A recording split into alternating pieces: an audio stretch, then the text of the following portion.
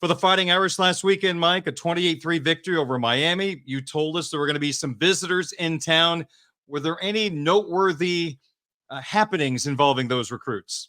A quality over quantity kind of visit weekend for the Irish, Darren, in terms of, this weekend we'll have a lot more visitors than the Florida State games, just in terms of like a lot of commits, a lot of underclassmen targets, and we'll discuss that as we go on the season. But yeah, two big targets to the Irish in the 2025 class, and then a couple in the 2026 class that we're going to talk about right now. The first being someone who, when we did this same interview last week, Darren, did not come up. We did not know publicly that Tiandre Waverly from Comiac High School in the Seattle, Washington area, we didn't know he was going to be taking an official visit at this point last week. News broke about that this past Thursday at Blue and Gold. And the 6'2.5", 225-pound pass catcher made it to campus. We had a story about him at blueandgold.com where I got to interview him, as well as the intel in this week's Gold Standard article, which I publish every Monday with like the recruiting news and nuggets and just various intel and whatnot that I've picked up from the weekend. So yeah, this one is interesting, Darren. He was recorded running a 10.6 in the 100-meter.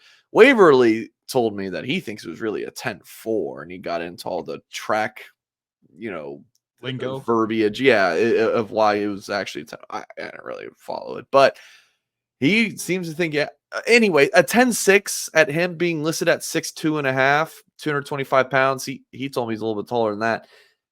Pretty impressive. And if you're talking about 10.4, then that's just nuts. So Notre Dame pretty interested in him during the Purdue week when Notre Dame's playing the Fighting, when the Fighting Irish were playing the Boilermakers. Notre Dame general manager Chad Bowden went out to the Seattle area to recruit. We report about that at Blue and Gold. I figured something like this is what he was doing. He's not going out to Seattle to see some 2026 recruits. Figured there's a 2025 he was out there seeing, and we find out that it was Waverly. So Notre Dame has a tight end commit in the class in James Flanagan. Irish are very much considering taking a high school guy in this 2025 class. They have not formally offered Waverly yet. Both he and Notre Dame sources told me that we're kind of waiting on the admissions game here to just make sure that everything is good before giving the green light, because if that green light goes off and Waverly gets the offer, I think there's a pretty good chance that Waverly ends up committing to the Fighting Irish. Not saying like it's an instant thing, but I think Notre Dame's in a pretty good spot with Waverly. Again, you can find so much more details on this at blueandgold.com. But yeah, his recruitment just seems to be in a place where Notre Dame would have a pretty good chance to land him. But we'll see how it goes. Now let's move along to. I'm sorry, Darren. I've got more. Oh, I've got more. I did set you up as let's move on, but I've got three more guys to talk about.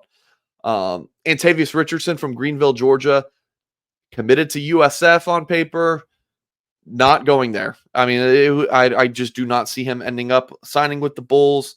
But he is, pretty much down to Notre Dame, Bama, and UNC, North Carolina Tar Heels. And I think that's the order too. And he told me Notre Dame's on top right now, but he's going to Bama this upcoming weekend, likely an official visit, and he's got an official to North Carolina in November. So Antavius Richardson, a 4-star, according to the On3 industry ranking, just got his bump to 4-star status. I think it was last week or the week before, with the incredible start to his senior season and really getting a lot of eyeballs on him with how his recruitment has picked up. Notre Dame likes him at wide receiver. He's committed to USF as a corner. I think Bama likes him as a safety. So he's a high school quarterback and defensive back who could do it all. And really interesting thing about Richardson's official visit, he told me that when he had his one-on-one meeting with Mike Brown, Brown told him about all the players that he's developed who maybe didn't start out at college as a wide receiver, but transitioned to that position. And that really was impactful for Richardson because he is all about being developed. And Mike Brown is pushing on him, the developer he is at the position. So we'll see on Antavius Richardson. And then real quick, Notre Dame had a couple of 2026 prospects on campus. Joey O'Brien, big-time defensive back from Glenside, PA. With him being 6'4", 180 pounds, He's getting some Kyle Hamilton comparisons. He could play safety. The last I heard, Notre Dame is recruiting him as a cornerback, like where the Irish are at with him. And then Gregory Patrick from Portage, Michigan, another 4-star prospect. This one's looking like a Notre Dame Michigan battle for this beefy interior offensive lineman. And I think that the Irish are on top for Gregory Patrick. So that's kind of the intel on some of the top targets for the Irish visiting for the Miami of Ohio game.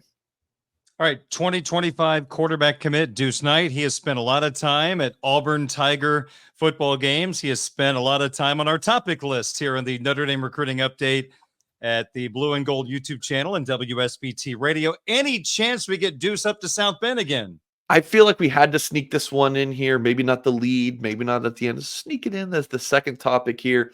Deuce Knight expecting to officially visit Auburn this weekend. I do believe it's not like a reported thing. It's not in a headline. You know what? As soon as we get off this, I'm going to text someone to maybe see if this is locked in. But expecting Deuce Knight to visit Notre Dame for the Stanford game the weekend of October 12th.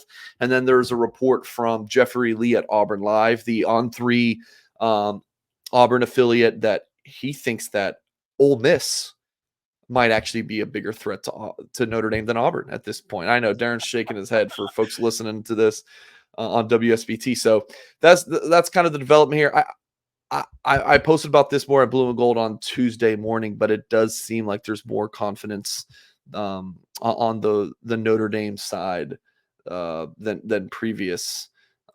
And that's not to say they haven't been optimistic, but it just feels like there's more optimism than we've seen even in the past. So, of course, Notre Dame sources are going to want to put out good vibes, but Sure. in my line of work, you kind of got to suss things out and be a detective and read between the lines.